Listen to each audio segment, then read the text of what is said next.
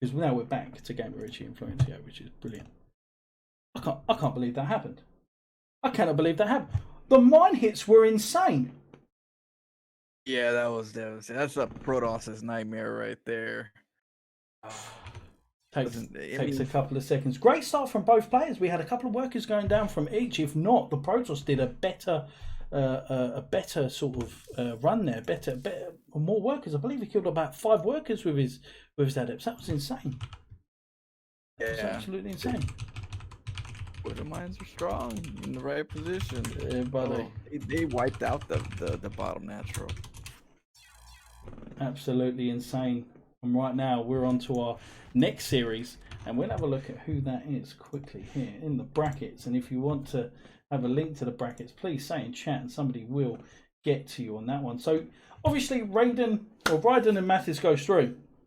Denery goes through into the quarterfinals as well. So we have another ZVZ at the top part of the bracket. And right now we have Asta versus Benjdev, another ZVZ. And both players seem to be very, very aggressive players, which is very, very good. That's going to be awesome.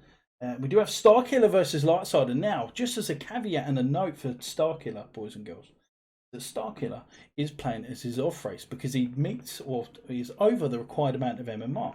So he's around about 6k. So if myself or Starkiller wanted to play in a tournament like this, we would have to be handicapped. And one way we can do that as Starkiller is an invited member, because Legion wanted him in this tournament to represent Alpha X. He has to play his off race. Now, what are your experiences with players playing off race, Florencio? Is it sort of a catch-22? Is it sort of like they're either good or absolutely horrible? What do you think? I agree, because I just started going random this beginning of the year. So before that, I wouldn't know anything about the race. If I tried doing I didn't even know. I would probably do the basics, just Marines, Mass Marines, no medevacs. But as a 6K player, you do know more though. You know what you're facing against, so you kind of have to go by your memory of what beat you before and try to simulate something like that. That's probably what I do in regards to like, what kills me all the time? What do I hate the most as me versus a Terran player? Okay, that's what I'm gonna do. Oh, absolutely. All I got.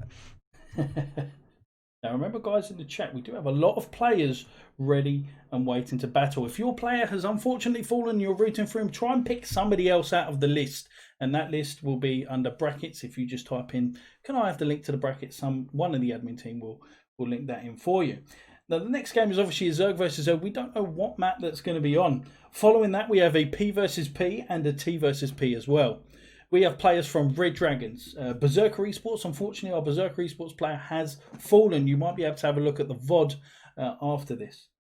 Remember, guys, Legion TV has put this up, and there is a Matcherino link for this with the coupon code of Tester, which is one of the main organisers of this. It's really helped put this on.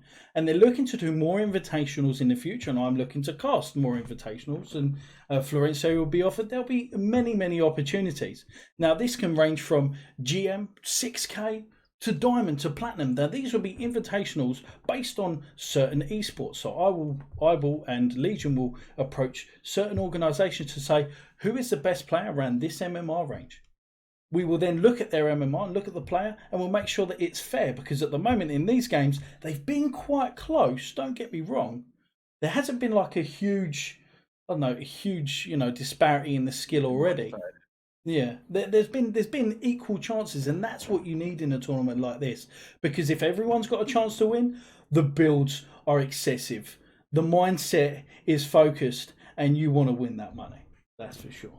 And just to note, that money is over $200 and rising in terms of the prize pool, guys. So it would really appreciate your players that are in the tournament to use that coupon code as well. Oh yeah. Oh, buddy boy. So guys in the chat, if you don't know any one of the players, do you think it's going to be a Terran that's going to win, or a Zerg? Does Zerg win everything, or will a Protoss come out of absolutely nowhere with a cannon and destroy our fun? What do you think, looking at it so far? Who do you think's got a position in this game already? Who have you seen so far that you think, You know what? He's actually not that bad. I think that he could actually go along. Or are you waiting to see the remainder of the players? You said that the cannons destroy the fun. I think they start the party.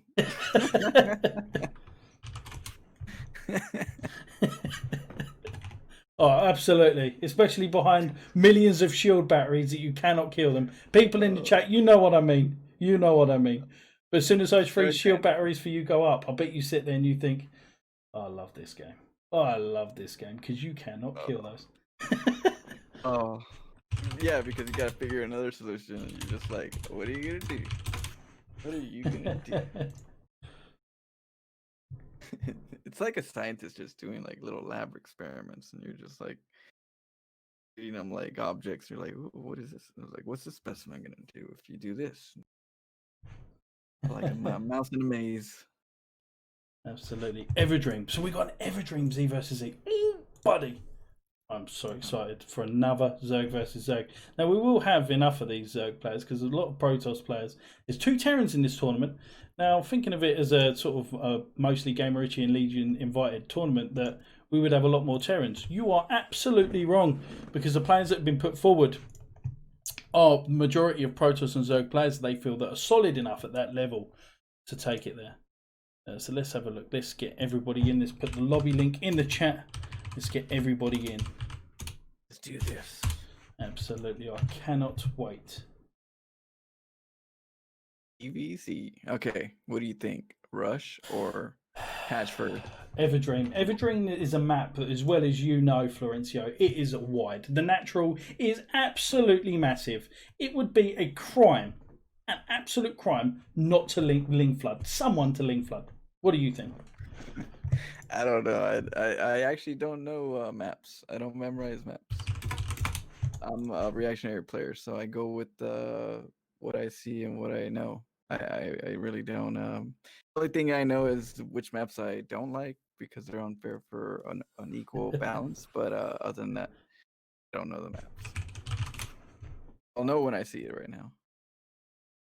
Right, okay. Let's get another lobby link in. Another lobby link, because it wasn't that map. It was Sim again. So another large map with not a very wide expansion, but it takes a while to scout the other player. It takes a very long time.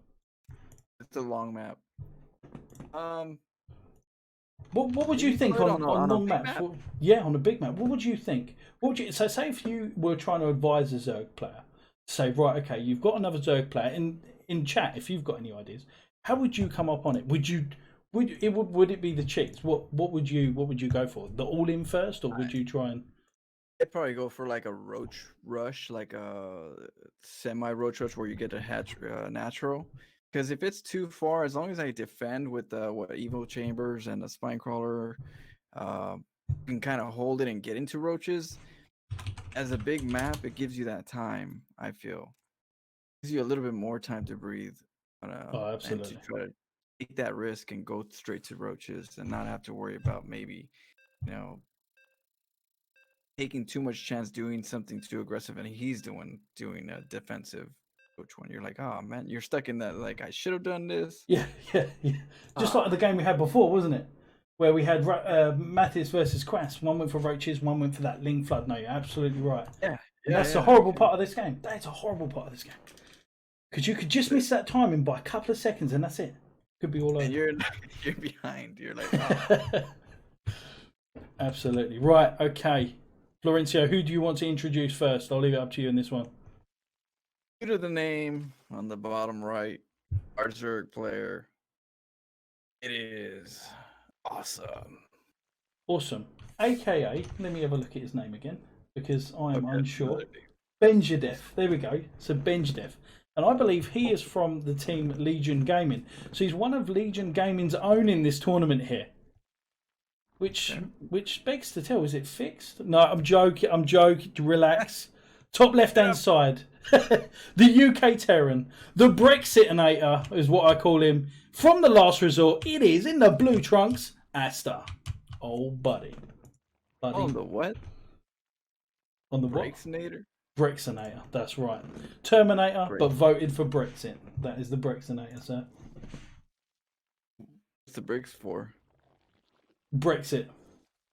He Brexitnator. breaks. Not He breaks. Brexinator. He creates walls. No, Brexitinator.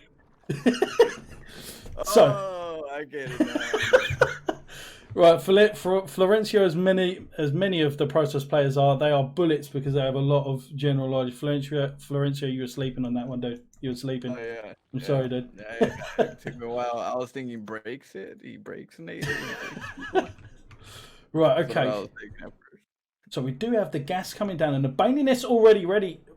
Asta wants to do some aggression, and right now, Awesome, we'll start to see these links coming up. How would you react here? We're going spine crawlers. Boys, what are we doing in the chat? How would you react here? Florencio, how is he going to hold this? Overlord is in the wrong spot for scouting. For one, I mean, I don't even know if he's even seen the lanes go through. So I think it's a blind spot right now. I think he has nothing to worry about right now. He feels, but right now there's like 6 lanes on his way, and they're. This is not good. This is Well, not that good hatchery at all. might die because of this mistake. 2 spine crawlers are on the way. 6 lings and 2 queens. Asta is going for the infamous Asta build, which is literally Banelings as fast as you can produce them. This is a guy that has done this since Heart of the Swarm. He's representing the UK, and he is trying to take down the NA Invader right now. Drones are pulled. Oh my god, this is very, very scary right now. Very, very scary. The 2 Banelings are coming in. Oh my god, this is going to be huge. Oh! Wait. Most of the links go down. Oh, the Baneling! Oh, there you go. 1 shots right there. I go straight for those. Oh, but is he gonna go in though? Is he gonna go in, or is he gonna take his own expansion? It looks like his natural has come down now. So Asta playing a little bit cautious here. Doesn't want to throw it. Benjadev sitting on the top of the ramp, waiting patiently. This is some awkward times, guys. Awkward. Like a lion hunting a gazelle. Absolutely. This could be make or break, boys. As soon as you lose a game in this tournament, you are out of the tournament. That is it. That over $200 that you were promised is now gone. Benjadev has to muster something. He hasn't made the speed. He's a little bit behind here. He's in trouble. 19 to 18 workers. So Benjadev is mining more resources. But over a period of time, over 2 bases, Asta's on a time limit to when he wins. Benja's on a time limit to when he loses. Absolutely, he's a greedy boy. Yeah, he's gonna be, and he has the advantage right now. He's got nothing to worry about. There's no hatchery anytime soon, so he just has to put pressure and make him think he's going in. And Awesome is gonna have to play it defensive, and that's not good. No, not good at all. We do see these lings just in that natural, just waiting to go in. And I think Asta's just thinking, well, if I keep these lings out here, ready, he's not going to move out. I'm going to see when he takes that expansion. I have that full vision. He keeps coming in, poking, having a look. Does see that spine crawler come down, but he is going to retreat. Now, with this lair, it's got to be a Nidus. It's got to be a Nidus. You have to be silly if it's not a Nidus. But that second gas has to come down. But he is going to look to go for an expansion. This is so interesting. I have no idea how he's going to get back into this game, because at the moment, Asta is currently on 30 workers now in a mirror matchup. And he's going to get further and further ahead the more the game goes on. His own roach run has come down as a response to seeing nothing in the natural. Is it going to be 1 base meter? Less likely. It's going to be, normally when you play against a Zerg, it's the 2 units that you're mostly scared of that will kill you if not scouted. It's the roaches and the mutas. Those are the 2 units that will hurt you. Yeah, I don't think mutas, because you'll just roach flood them, and the mutas, there's not enough gas to even have punching power to take it to the opponent at the end. It's not gonna work. So it has to be, like you say, it's probably gonna be like a Nidus roach, and maybe just get to his base before the counter. Because you know he's gonna scout you before you even get to past your base. It's like, oh, he's coming.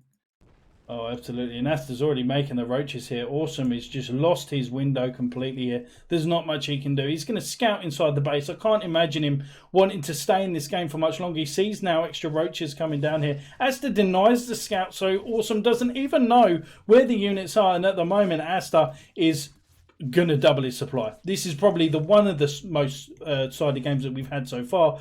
But Asta done a very, very good and well executed rush on his opponent with those banelings and those speedlings. A few more coming up, and we do have the inevitable push coming in.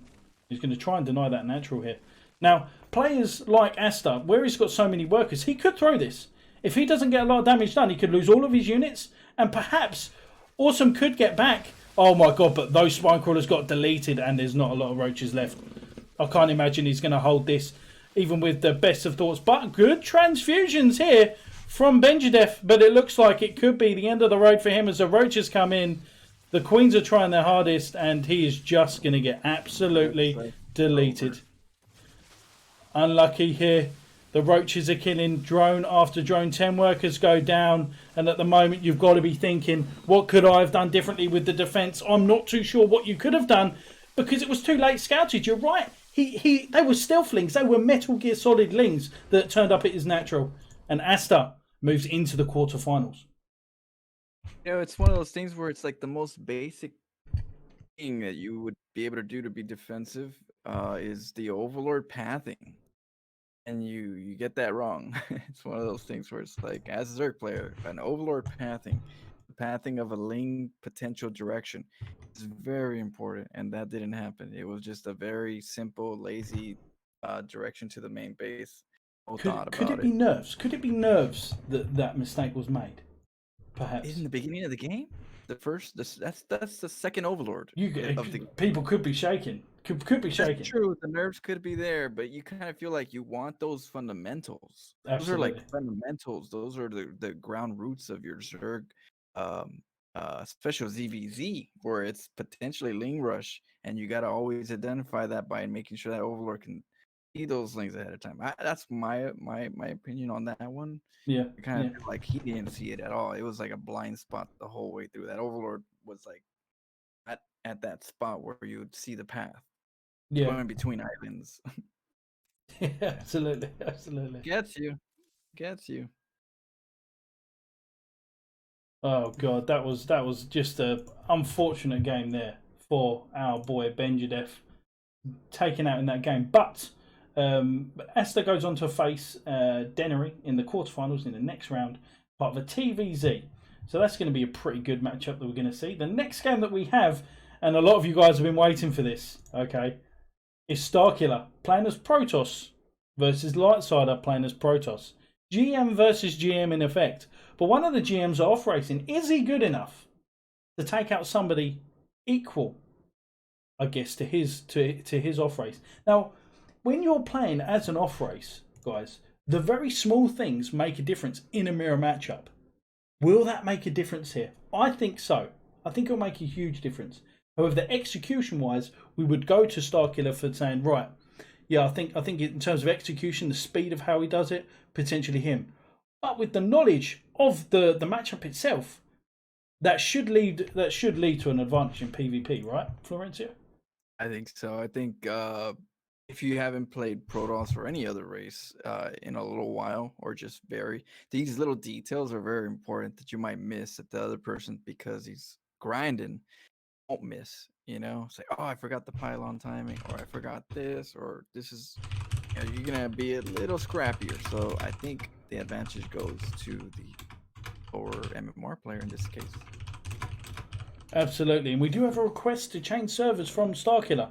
So what I've done in the most fairest way is I've said, if your opponent says that he's happy to play on NA with you, as Lightsider plays on NA2, more than happy to jump onto NA. So you might see one of the first games on NA.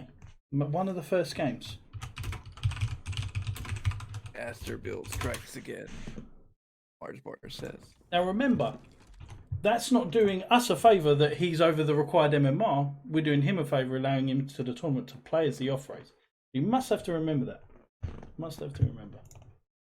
Now, Starkiller recently has been doing very, very well as Zerg through a lot of recent tournaments. Actually taking out Puck in one most recent tournament. So he looks to be the favourite here. But, again, it's the off race. We're not sure whatsoever. So we're just waiting for... Sorry? I can't wait. PvP? Yeah, PvP, dude. It's going to be brilliant. So we're going to see, hopefully, either Blink Stalkers into, hopefully, oh my god, I made too many Stalkers against Zealot charge. or we're going to see one base versus one base, which is most likely with 2-gate openings. Oh my god, what's your favourite P versus P build? Does it involve cannons, Florentia? Doesn't always have to. I think my favorite is Phoenix plays. When you have two Protoss players going into the Phoenix plays, because then you have to really change it up in a very sensitive way, because you know, Phoenix to Phoenix and then into what? That's always interesting. Archons is Archons, or is it Immortals to counter the Archons? With the Phoenix, is it carriers to counter the? I love the Sky Toss. That's my favorite in PvP. Yeah, oh, absolutely. What do you find at the moment is the meta in PvP? Explain to the chat how do players open up now? What do they like to do? Well, a lot of Protosses really don't have too much diversity if they're not cheesing. So I always see the 2-gate as the holy grail in a standard approach to macro. But if not, it's gonna be a proxy of some sort, whether it be Forge or Gateways or Stargates or Nexus. So you gotta either keep it nice and danky, or you gonna go for that 2-gate safe play. I'd feel. PvP, you got the depths, the stalkers. The depths are good for scouting, so I think that's why a lot of people hold on to that 2-gateway play. I see. Guys in the chat, if you were faced with a PvP, what are you thinking? Cannons, mass void rays? What is the dirtiest build order that you've ever seen, ever, in a tournament, on ladder? While you were walking your dog, you peered in somebody's house and you thought, oh my god, that's a dirty build. Because they're playing StarCraft as well. How weird. What do you think, guys? What is the weirdest strategy that you found in pro play? Is there something that sticks out? Is there a player that sticks out for you? Well, there was one player that did a Nexus rush, right? There was stats. That was really good. That's really. What was the build order there? What did he do? He went for a Nexus rush harass God. into a into a rush.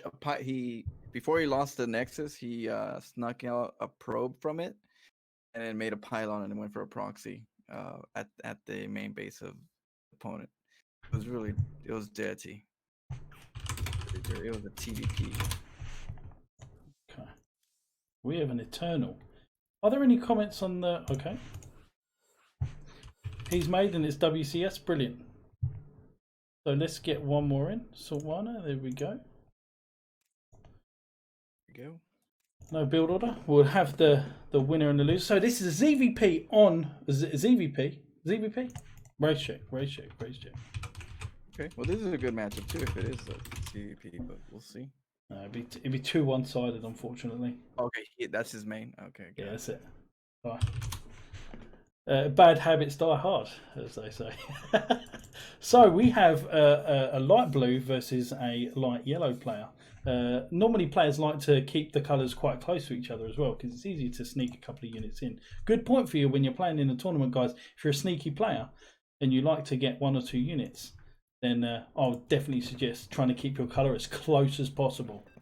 Like, what is it, red and purple? Yeah, red and purple, absolutely. My favorite. Red's a shout out though. I kind of feel like it's purple or blue that's my favorite. Purple's my favorite, but it'd be blue next. Red is like a shot. I catch red all day on the mini map. I'm like a mini map scouter. I get the mini map more than the game. Okay. As you're from NA, would you like to introduce your boy on the top right hand side? All right, and on the top right, we have a Protoss player, the teal color. It is Starkiller. Playing for Alpha X. Bottom left hand side. Playing for, and oh my god, what was it? I think it's Legion. I think it is Legion Lightsider. Please forgive me. It is in the yellow swimming trunks, Lightsider. I believe he's wearing them right now. He told me before the stream. He said, Richie, I'm going to win with these swimming trunks and these goggles on. I said, okay, well, good luck and have fun. So, what do we think? So, in terms of the build orders coming up here, do we get the second gas before the second gateway? How do we do it? I think both players. It depends if you're going macro. If you're going macro, it's going to be a 1 gas, and then Mhm. if you're going 2 gas, there we go. Light siders approaching the pressure builds right now. 2 gases. It's going to be later expansion, but more pressure before that. Star Killer going for the 2 gate to 2 gas. So you know what? So this is a little bit later, second gas here. It's little it's pressure, but it's kind of like not fully 2 gas plays. Like 2 gases only on each for a little while, keeping 14 at the minerals. So we're not getting maximum minerals. Yeah. So we're kind of like balancing the gas. We're not being very aggressive. I think it's Oracle. An Oracle pressure real quick and then go into the mid game. You know, I think they're gonna go Expo after. Is that the positioning of the probe that you see here? Do you think that's going to be a Stargate then? Is that what you're saying? Yeah, From I think it's gonna Starkiller. be a Stargate just to get there quicker to if he's gonna throw it. I just saw Oh, it but cancel. it's double stalker. That's interesting. So if he goes for, or he's only going for 1 stalker here, so he's going for double stalker. I don't think he'll have enough money to. Hold on a minute. The pylon's gone. Yeah, he canceled it for some reason, or it was gonna be a proxy, maybe for that pylon. We'll see, but Hmm. you do That have is the very Stargate for interesting. Blightslider. To go for that approach, which is what the 2 gases would be for. If it's only 1 gas, then you know the person's gonna go for an Expo. But 2 gases with no Stargate, that just is not common. Hmm. There's a proxy usually when there's 2 gases and 2 gateways. Oh, now this is very scary. So he's going for what is known as the Romson build. And I don't know if you're familiar with this because he did play on NA Ladder with this. And oh my god, is Lightsider going to scout this? This is huge. This is absolutely huge. And he scouts it. Starkiller right now. Lightsider sees that he's making an extra gateway. And what's really important here is if he denies this gateway, not only does he have a tech building, but he will have the Stalker advantage because he's on that side of the field already. He's going to kill the pylon, which could supply block. He's going to have to send another probe and then get that pylon up again after defending it just to hold it. But nope, decides to cancel the gateway. Oh, and he's going for Phoenixes. So his opponent's not going to be able to run away here. And Robo comes down from Starkiller. What are we thinking here? What are we thinking here? Oh my god, he's going to lose both. He's going to lose 2 Stalkers. 1 Stalker does go down, unfortunately, here. This is an unfortunate build order counter here. But Lightsider could actually attack into this. I think he's being a little bit too cautious because those were some free units. That was at least 2 free units. You had the at least 3 stalkers. It was at least you could have took out 1 more stalker. That makes such a big deal in the beginning of the game. Absolutely. And both players opting to expand. 3rd gateway coming down for Lightsider as well. So both players sort of evening out here. And we do see the Phoenixes coming around the back. No sort of shield batteries in the main. You wouldn't deal with Phoenixes with shield batteries, would you? How would you deal with sort of a heavy amount of Phoenixes? Phoenixes, you have to just keep making more workers. I'd be just producing, chrono boosting those nexuses because Phoenixes are only in numbers and they can only pick up so many with energy. So you'd have to not pull workers, but just maximize on that while you get Archons or Phoenixes. But in this case, Phoenix to Phoenix won't work. You have to get Blink Stalkers or Archon Stalker just to kind of get into like some type of ground. Oh, and this is a bit of a position for Starkiller. It is going to get supply blocked in. Does scout that an Immortal has been produced here. So Lightsider and Starkiller, their expansions are going to be coming down soon. More Phoenixes are being produced here. And it looks like he's going to be trying to poke from 2 sides. Now, this is very dangerous from Lightsider. He could absolutely throw this. And we do see a very, very quick Circle Killer, a.k.a. the Disruptor. The Circle of Death. Circle of Death. Oh, yeah, the pain train right there. This is quite scary because he's got Phoenixes. We got to pick up a Immortal. Great pickup here. Great pickup. Oh my god, and he's going to be able to absolutely delete that Immortal there, but he does lose a Phoenix. for good measure. Lightsider is ahead in workers here, and we do see quite an even game at the start. This is pretty good here for both players. Lightsider slightly making it ahead. I don't think this is a good idea going Disruptors versus Phoenixes. You know, he needs Blink Stalkers, and he needs Blink Stalkers fast if he's going to be able to deal with these Phoenixes. He's going for the probes. You know, as many as he could. That's nice. Oh my god, this is probably very frustrating for Starkiller. But Lightsider does not want to start losing all of these great focus firing. Does he lose? Oh my god, that's huge. Huge at this early stage of the game. Another pylon does come down that's outside of the watchtower here. This is getting scary. There's no gases taken on the natural for Starkiller. Is he just going to be going for a lot of gateways and attacking here? He's going to have a lot of minerals to play around with. And he comes in with more Phoenixes here. Just being annoying here. Trying to kill the extra few workers. He's well ahead in terms of worker count right now. Yeah, what's the game plan? How do we counter this? So another Stargate does come down. How are you going to counter this? Blink Stalkers, at least. If you're getting this many Stalkers already, you should go into Blink. Yeah. Because you can at least catch the Phoenixes that way, and then you can slow them down in that pressure. I really think that would be a really good direction. And then maybe Archon in this particular situation. I don't know about the Immortal play. It should have been maybe an Archon. But I do like an Observer anyways, so that's always a safe play. I like Lightsider's position, and he does see that his opponent does want to expand with this Observer here. So he has full knowledge of what Starkiller wants to do, but there are two Disruptors. One Disruptor shot can change this game. Am I right, Florencio, or am I wrong? That Circle of Death. You can end the game. Absolutely.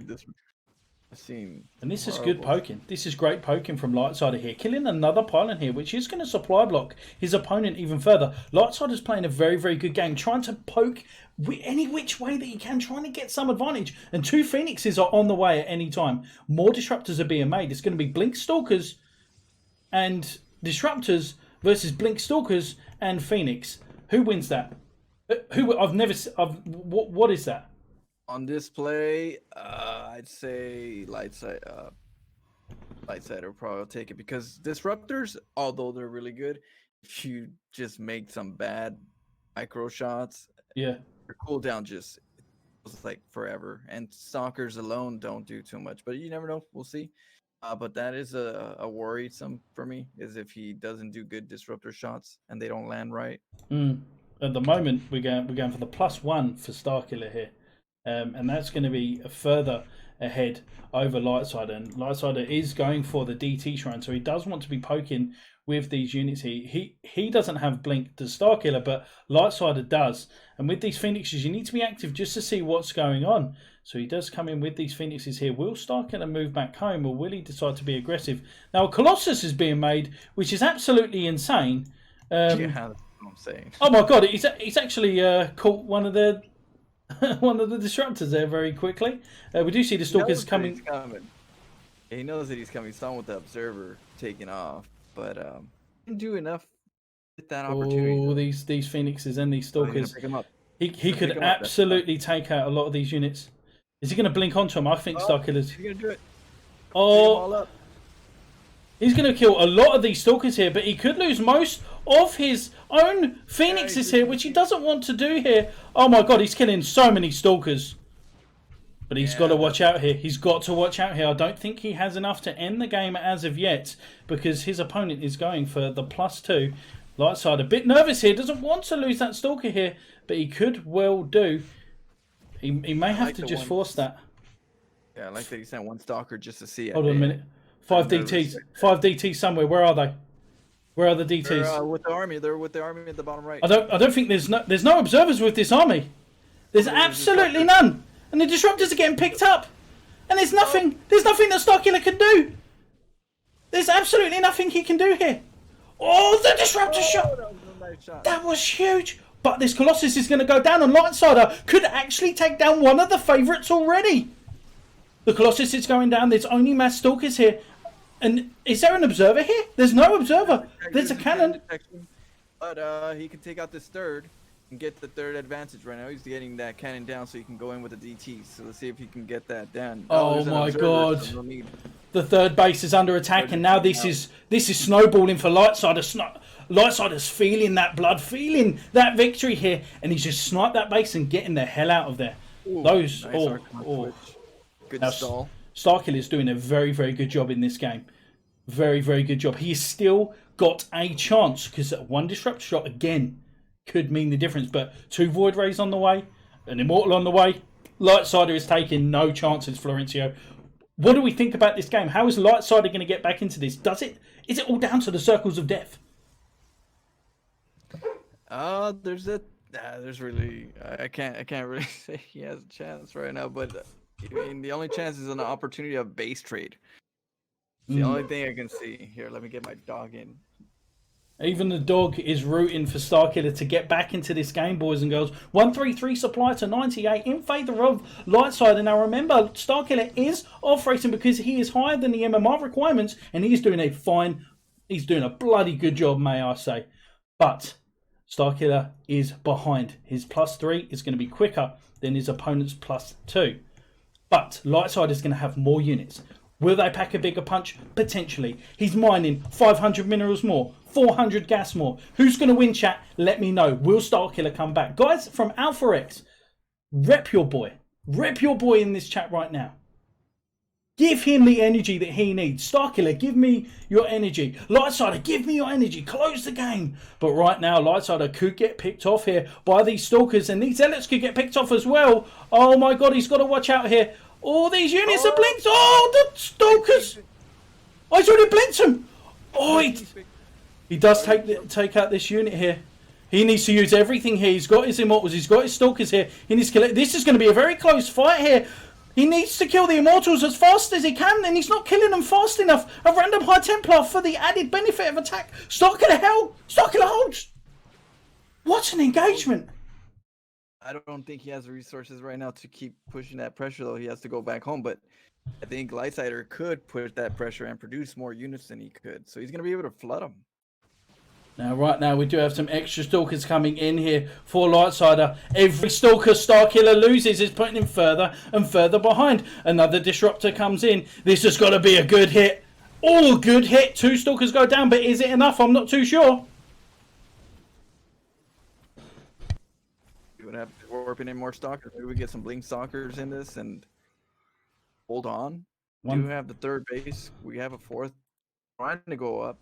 My God, Starkiller is continuing to hold this with absolutely nothing. His determination to try and get this prize money is absolutely insane. He doesn't want to leave for a good reason. This random High Templar, I believe, with a potential fake storm. Could you imagine? Are storms any good in PvP? They can be, but not really in small numbers. More like, 7 fully energized storms. So those are good. But no, not when it's like 2. Shields are really good. We do see now the +3 finish for Starkiller. If Starkiller can hold, so it's a timing game now for Lightsider. Lightsider's got the strong army. I mean, Starkiller, if he keeps on massing these units and maybe somehow get some more balls of fury, he could hold this, but it's looking absolutely dire now for Starkiller at the moment, Florencio. I like the composition. I like the charge lot choice. He gets in the fray. I mean, you can get Stalkers in a bind too, just disrupting everything. These charge lots are like lings, very expendable. Izzy says in the chat, I don't know what's going on in this game, but I hope my friend wins. Let us know who your friend is in this game, and say so. You should as well, GRBA0. Let us know who your friend is. But at the moment, Starkiller is massively behind him. We do see a Warp Prism in the main. Lightsider is trying to pull him apart. He's in the bottom, protecting the base. Nice play. Oh, here comes the little attack right here with Zealots in the main base. And we do see them. Lightsider trying to take out the cannon for the DT rush, maybe a little DT. Oh, we do see the mass army here in the 3rd base. Starkiller is actually slowly holding this push off. I have no idea how he's doing this, guys. But the shield battery keeping alive another unit let again. Starkiller survives another day. This is absolutely insane. Starkiller has to position the observers on both choke areas to get those disruptors the best opportunity. Right now, the observers are not doing anything to help identify where that army could be, where it's going. I don't know If you, how Starkiller is holding this at the moment, Florencio. He's just, I mean, it's Lightsider not ending the game because he's unsure of how many disruptors he maybe could have, how much army he does have. He wants to play it safe. He's getting the carriers up right now. He's trying to go for that long game, but look how many zealots. Oh my lord. Look at that run by. Is that what you were talking about earlier, Florencio? yep. Oh my But lord. they both are doing great. They both have good stamina. They're approaching it. They're headbutting each other. Good tactics all around. It's always hard to be on the defensive all the time. So we'll see what Starkiller's gonna do. If you can get some really good lands on these disruptors. I don't know what the Templars are for though. We've got Storm on the way. Starkiller's creating a new meta for PvP, baby. This is what's so good about things like this. Starkiller's been able to hold, and he's thinking, Storm, let's do it. Let's do the Storm, boys. Do you see Phoenix is coming to the natural, trying to take away the perception that the Warp Prism is coming into the main base. More Zealots are coming in. And right now we see a total collapse on each side from Lightsider here. Oh my god, there's Void Rays in the natural. There's Zealots over by the third base. Starkiller is trying to hold on. There's so many things to look at. There's so many things to look at. What do you focus on first? He's everywhere. I don't know. He's everywhere. It's gonna be hard to scramble. That's the thing about having all your army in one area. The recall though, there is recall. We could recall maybe in the main base just a couple stalkers.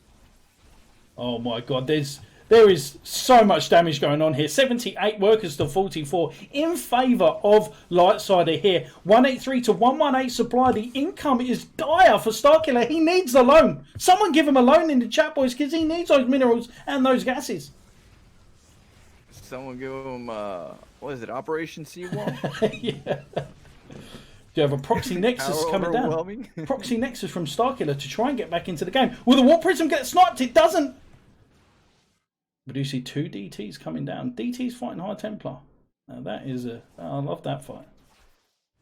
I believe Operation Seawall and StarCraft 1 allowed you to build faster versus computers. That's what he needs right now. We do now faster see production. These last like DTs. The carriers. Yeah. Lightsider's been doing really good in the tech switch. I mean, he's been adding really good compositions, doing harass with the Phoenix are still in mix, still doing damage. But even so, this game was decided from that, I believe, that first initial scout of that gateway. Beautiful scout. Yeah, that was put Starkiller on that back foot. Yeah, that could have definitely been Starkiller's opportunity to really get Lightside. Now, these have to be GSL level Circle of Deaths here. These literally need to be some of the best shots I've ever seen in any StarCraft 2 match. Starkiller is limping at the moment. He's limping. He's got one leg. Oh, here we go. And he's going in for the fight. The balls are coming in, but they're not going to hit anything. And the storm comes down, but I don't think it does much damage. But saying that, he's killing a lot. And Starkiller goes down to 71 supply. Lightsider warping in more units, and Lightsider could have done it, would have done it, should have done it. Well played comes down, and Lightsider takes out Starkiller in the first round. Starkiller eliminated from the Legion Invitational. Oh my god.